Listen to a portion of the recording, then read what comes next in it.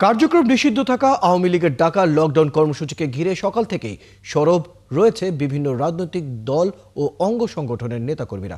সকাল থেকেই বিএনপি, জামাত ইসলামী সহ সমমান দলগুলো এই লকডাউন কর্মসূচির বিরুদ্ধে রাজধানী জুড়ে বিক্ষোভ ও অবস্থান কর্মসূচি পালন করছে।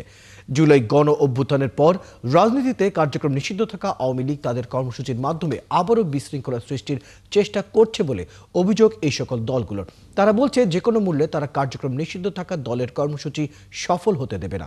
সকালে ঢাকা কলেজ থেকে শুরু হয়ে সায়েন্সল্যাব, নীলক্ষেত হয়ে রাজু ভাস্কর্যে এসে শেষ হয় ছাত্র শিবিরের বিক্ষোভ মিছিল। এ সময় ভিপি সাদিক কায়েম বলেন, বাংলাদেশে আওয়ামী লীগের রাজনীতি চলবে না। হাসিনাকে সহানুভূতি দেখালে কোনো ছাড় নেই।